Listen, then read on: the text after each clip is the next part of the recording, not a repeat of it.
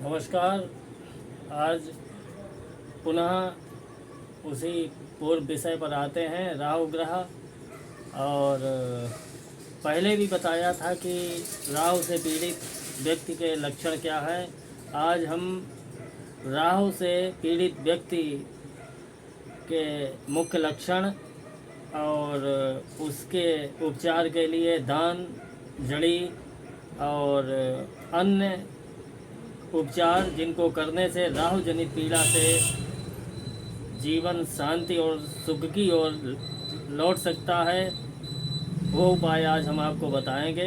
इसलिए ये वीडियो बहुत ही महत्वपूर्ण सिद्ध होगा, ऐसा हमारा विश्वास है।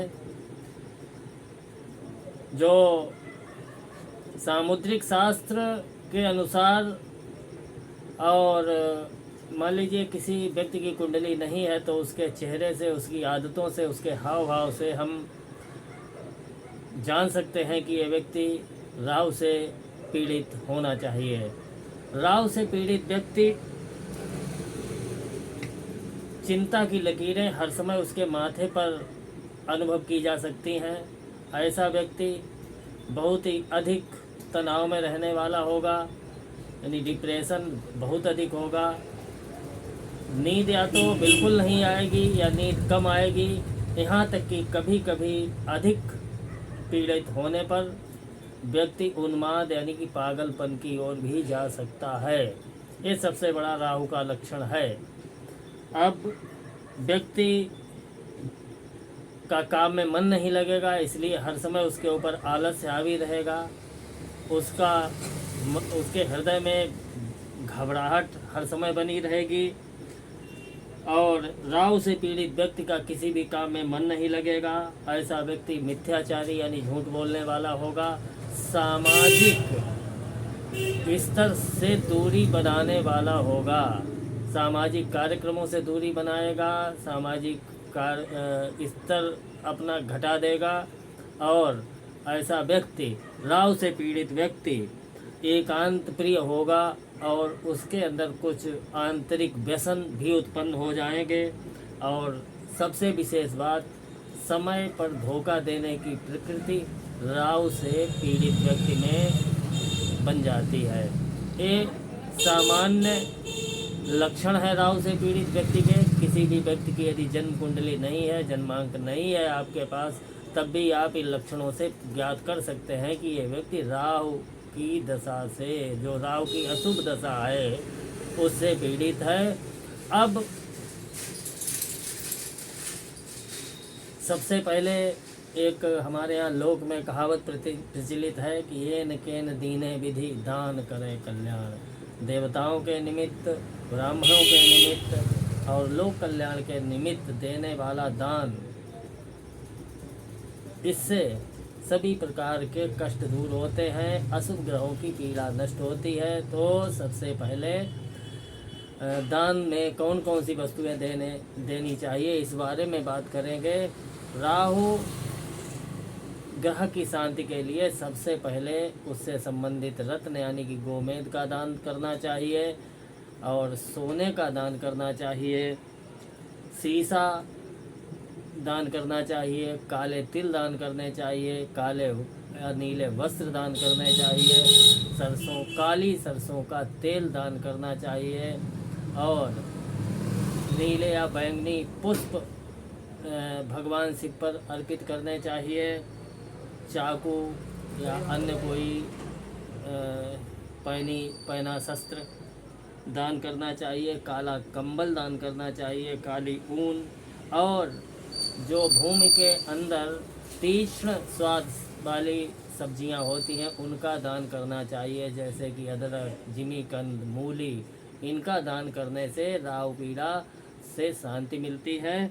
और एक विशेष बात, अपने घर के नॉर्थ ईस्ट यानी उत्तर पूर्व कोने में क्रिस्टल की, जैसे क्रिस्टल ग्लोब हो गया, क्रिस्टल का के कोई देवता की मूर्ति हो गई या क्रिस्टल के पेड़ हो गए, और तमाम ऐसी चीज़ें आती हैं मार्केट में फेंग शुई के अंतर्गत, उनको यदि हम नॉर्थ ईस्ट दिशा में किसी पीले या लाल वस्त्र के ऊपर रखते हैं तो जो उसकी विपरीत दिशा यानी राहु को नैऋत्य दिशा का स्वामी कहा गया है। यानी नैऋत्य दिशा माने साउथ और वेस्ट कॉर्नर, साउथ और वेस्ट के सेंटर पर, साउथ और वेस्ट का जो कॉर्नर है यानी जो सेंटर है उस दिशा में, उस दिशा का स्वामी है। तो उसके विपरीत दिशा में यानी नॉर्थ ईस्ट में हम यदि क्रिस्टल या शीशे की चीज़ें रखते हैं तो उससे राहु पीड़ा में शांति मिलेगी, आराम मिलेगा। कारण यह है कि राहु छाया ग्रह है, राहु एक अंधकार है, तो उस अंधकार को दूर करने के लिए उसकी विपरीत दिशा में हम प्रकाश से युक्त वस्तुएं रखें। अब राहु के लिए जो दान का समय है वो रविवार सायंकाल और कृष्ण पक्ष का समय सबसे अधिक प्रशस्त बताया गया है। और राहु से संबंधित सफ़ेद चंदन की जड़ अथवा उसके अभाव में जामुन जो एक फल होता है उसकी जड़ यदि हम दाहिने हाथ में सफ़ेद वस्त्र में बांधें तो राहु पीड़ा से शांति मिलती है। इन सब के साथ प्रार्थना करने से चाहे कोई व्यक्ति कितना भी दुष्ट क्यों न हो, लेकिन प्रार्थना करने से वो व्यक्ति निश्चित ही संतुष्ट होता है। तो एक मंत्र है हमारे पुराणों में, अर्धकायम महावीर्यम सोमा अर्धकायम महाभीमः सोमादित्य विवर्धनः सिंहिका गर्भ संभूतम तम राहुम प्रणमाम्यहम्। इस मंत्र को पढ़ करके यदि राहुदेव से प्रार्थना की जाए तो ये प्रसन्न रहते हैं।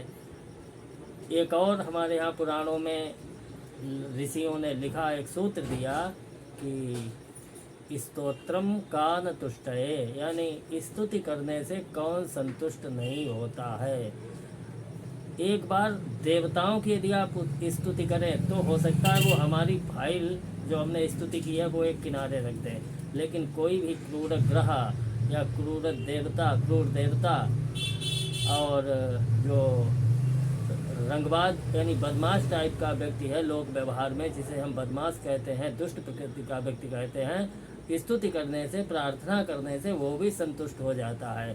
तो स्तुति करने से राहुदेव बहुत शीघ्र ही संतुष्ट हो जाते हैं। इसलिए राहु से पीड़ित व्यक्ति को यानी राहु की महादशा जब जो कि अशुभ स्थानों पर बैठ करके पीड़ित कर रही है, उस स्थिति में यदि राहु की इस स्तुति को हम पढ़ करके उनसे प्रार्थना करें तो निश्चित ही राहुदेव प्रसन्न होंगे और व्यक्ति पुनः सुख समृद्धि की ओर लौटेगा, उसकी समस्याएं कम होंगी।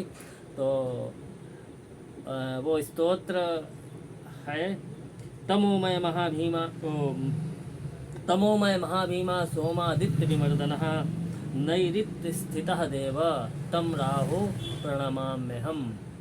नैऋत्य दिशा के स्वामी हैं। तो एक ये श्लोक हो गया। दूसरा श्लोक है, योऽसौ खड्गधरो देवा व्याधारूढ़ा मस्तकः विप्रचित्तिः सैंगिकेयः समे राहु प्रसीदति।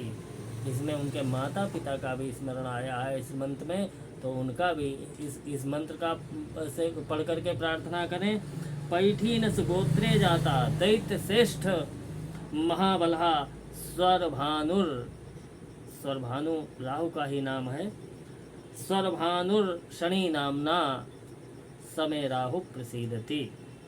अमृते नामरो भूत्वा ग्रहत्वं यो प्राप्तवान् वक्रगत्यात्मको दीर्घा समे राहु प्रसीदति।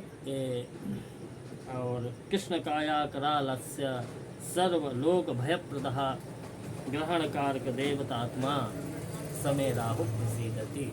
जो सूर्य चंद्र आदि ग्रहण होता है उसका जो कारक है राहुदेव, उनको मैं प्रणाम करता हूँ। इस प्रकार 5 मंत्र श्लोकों के द्वारा यदि हम राहुदेव की नित्य प्रार्थना करें, नित्य स्तुति करें, तो राहु जनित पीड़ा से शीघ्र ही मुक्ति मिल जाती है।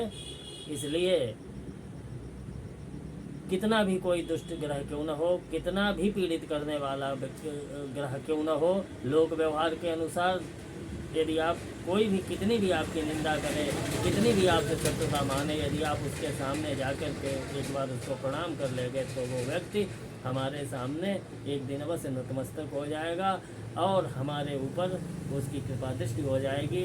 तो इस प्रकार ये राहु संबंधित चर्चा पर आज इस वीडियो के उपरांत हम थोड़ा विराम लगाएंगे। पहले भी बताया था कि कोई भी ग्रह और विशेष करके राहु देवता, राहु ग्रह, ये इतने रहस्यमयी हैं कि इन पर जितनी भी चर्चा की जाए, जितनी भी वार्ता हम करें, उतनी लगभग कम है, क्योंकि इस ग्रह की पीड़ा और इस ग्रह की कृपा का कोई अंत नहीं है। तमाम विद्वानों ने अपने अपने अनुभव के आधार पर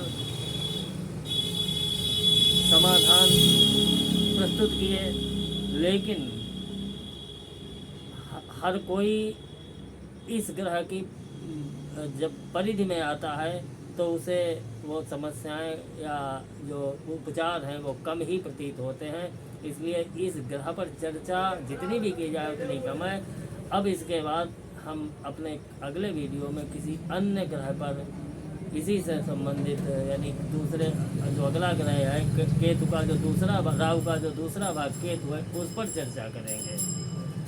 आप हमारे साथ हमारे चैनल पर बने रहिए और हमारा उत्साहवर्धन करते रहिए। हम प्रयास करके और आप सबके स्नेह से अधिकाधिक जानकारी देने का प्रयास करेंगे। धन्यवाद। और इसके साथ ही हमारे सभी दर्शकों को आने वाले होली पर्व की हार्दिक शुभकामनाएं। धन्यवाद।